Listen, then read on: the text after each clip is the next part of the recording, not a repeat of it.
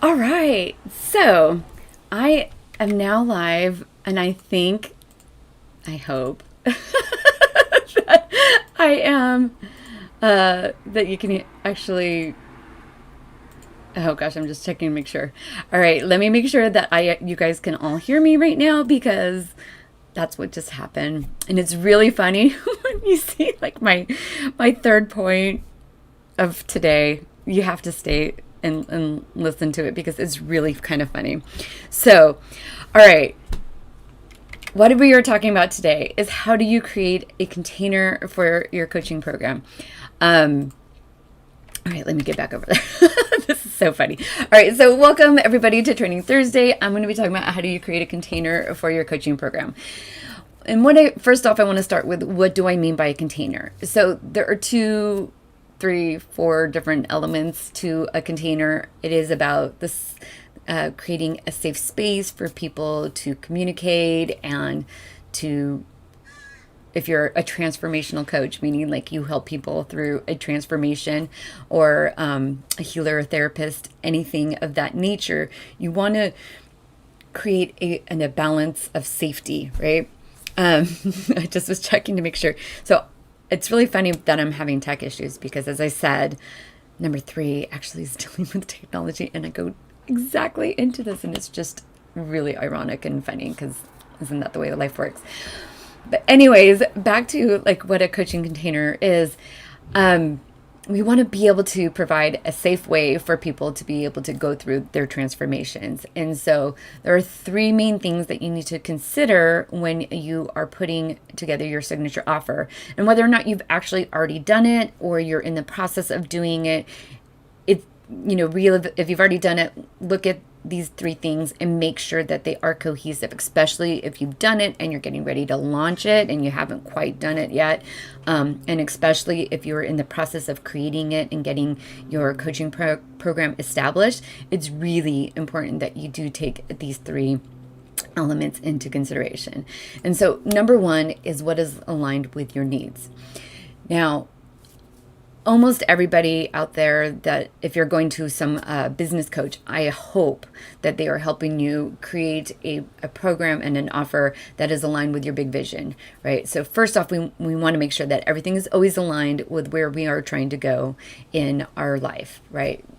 Creating a program that fits that trajectory and what is happening now in our life.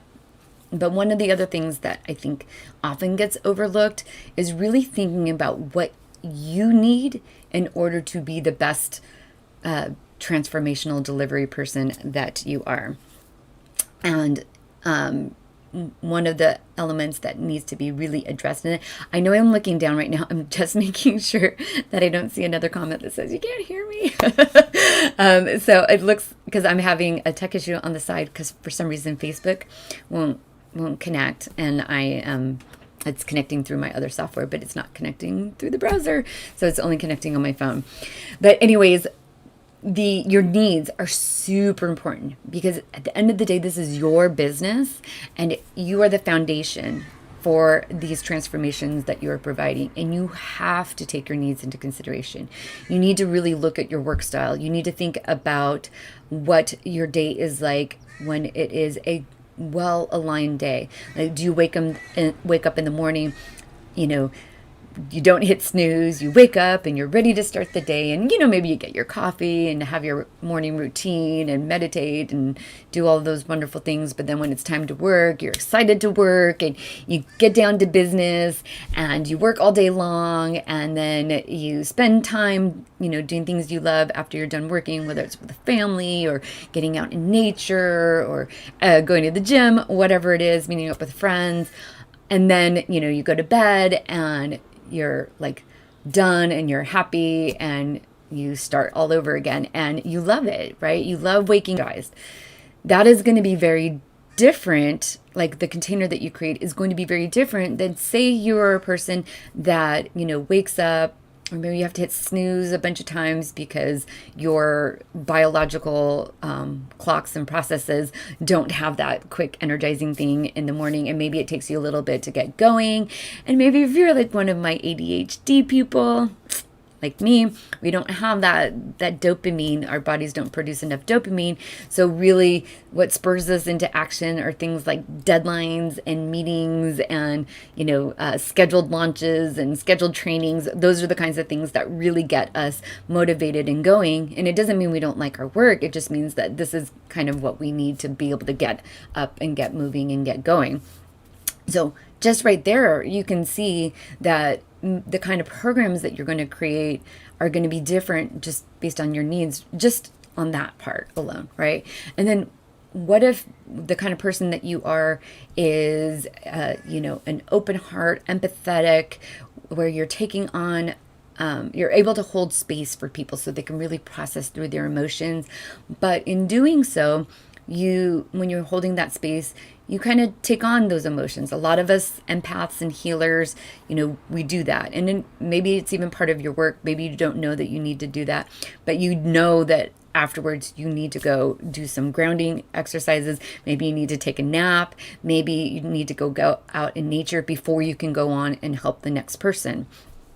So that right there is something that really needs to be considered when you're creating the container.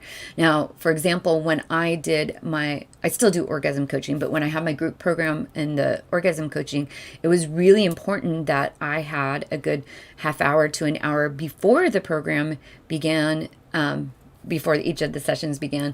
And I also needed time afterwards. I needed about an hour or so afterwards to really integrate back in and get myself grounded. And the thing is, COVID hit, the pandemic hit, and then my kids were home all the time and I didn't have that opportunity. So I had to restructure the container that I used to help people in, so to be able to facilitate. And I couldn't do group coaching anymore. I could only do one-to-one because it was the only way I could really create that container that people needed, that I needed, right? Like it was the only way that worked with my circumstances to be able to show up so that I could continuously help people through their transformation.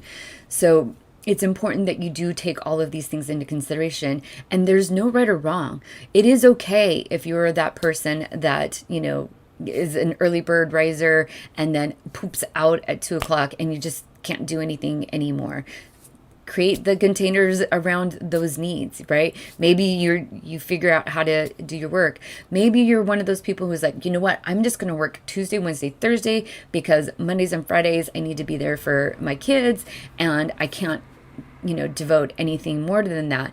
But if you're, doing the Tuesday, Wednesday, Thursday and you still need all of these other ways to recharge so that way you can, help people, you need to put that in first, because if you burn out, your business is done. So you need to make sure that above everything else, you are putting your needs first. You're taking a good look at what your needs are and figuring out how to create the program that is best going to support you with your needs, with what your individual needs are, not just what your big vision is.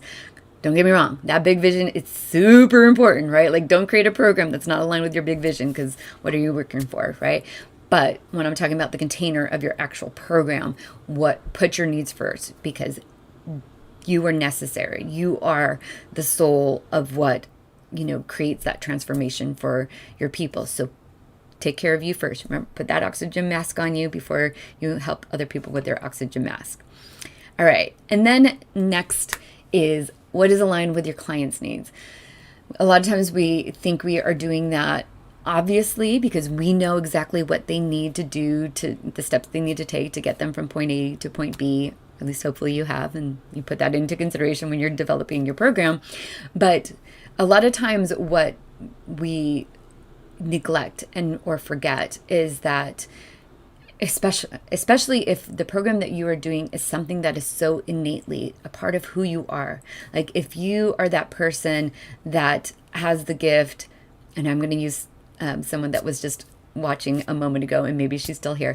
If you are that person that has a way with words and color and creativity and just being bold and, understanding that, finding joy in bright clothing is going to light you up, and you want to pass on that joy to other people. A lot of times we forget that people don't start there, right? People are often starting way before that point. They want to get to that point, and that's why they're so attracted to you.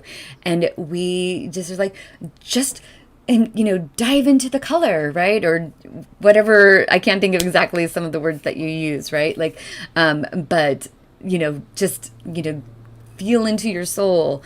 We forget that that is often, the problem, right? Like they are forgetting that. And so sometimes we create these programs that we know these are the steps. And we know that if they do this, then this, then this, then this, it's going to create this transformation. But what we often forget is that people need time to integrate it. This is our business. So we are living and breathing this business. We know, we're thinking about it all the time. But other people that are joining, this is an aspect that they are working on in their life. And they are oftentimes do not have the time or the bandwidth or the opportunity or the space or whatever is necessary to live and breathe that every day, right? So sometimes they're only able to dedicate, an hour a week to show up to your coaching program. To do that, but they're still going to need time to integrate. And if we're giving them too much to do and expecting them to make these big jumps from week 1 to week 2, or 2 through 3 or whatever week it is or month to month, and we don't give them that time and that space to integrate what it is that we are helping them through, it's not that they don't benefit from your program, but it's oftentimes that they don't even see the results of the true benefit of the program until much later. And so it is, and then sometimes these breakthroughs that they have are now outside of this container that you have provided. And sometimes they feel a little bit lost. And it does our clients a better service if we can provide the container, especially if you're dealing with people that have trauma, right? Trauma comes and unravels in its own time and space. And oftentimes it unravels in the silences. And so it's not going to be happening necessarily in that safe container that you provide each week, but it happens in the breaks in between those opportunities. And we need to make sure that we are allowing time for them to be able to process that with us. So do make sure that you're taking into consideration the process time, the integration time that your clients need to really get that transformation that you're helping them get. And so that is something that is absolutely necessary in order to think about what this container that you're providing. So part of the container is a time frame, right? We want to make sure that the time that you are allowing this transformation for people really does provide the space and opportunity for them to take those steps to get them from point A to point B. And then lastly, but not least, what is aligned with your tech skills? So this is something that all of my clients struggled with before coming to me. And so it is something that I'm very cognizant with when I work with them and help them design I don't help them design, they create their containers, but when I help them through that process of creating it is also understanding their tech skills. Because especially those of us who are doing transformative work with people, when we are working with someone and they are inevitably going through the transformation, we ourselves are also going through the transformation. It's the way energy works, right? As you move and transmute energy, energy can't be created or destroyed. It only can be changed and altered and moved. And what happens is, as we're helping them through that, we ourselves are transforming and changing and growing. And oftentimes, if we're helping people clear trauma, we're also clearing trauma at the same time. But when that energy moves out, it now leaves a void for other energy to come in and fill it. And technology, whether you like it or not, is just another form of energy, right? It is, whether it's a program or a software, and especially if it is, dealing also with your program that is creating this now void in this this energy void inside of this program. A lot of times I see that technology will kind of go to help you get solid in this transformational process, because that's what I swear that's what technology mishaps are for. It's to help you use the skills that you have just now created for yourself and step into them and take ownership of them, and then confidently work through the technological mishap. And so I wanted to bring this up because I do think it's important that we do really think about where we are with our technology skills. Sometimes we want to create these amazing online programs that have a portal where people can come in and communicate, and there's videos and handouts and worksheets and all of that. And it's great, right? Like I myself, I have one. I have one for the Success Creator Academy where they can log in and get access to materials and replays of videos and other, stuff in there. But, I do have the technological skills to make that happen.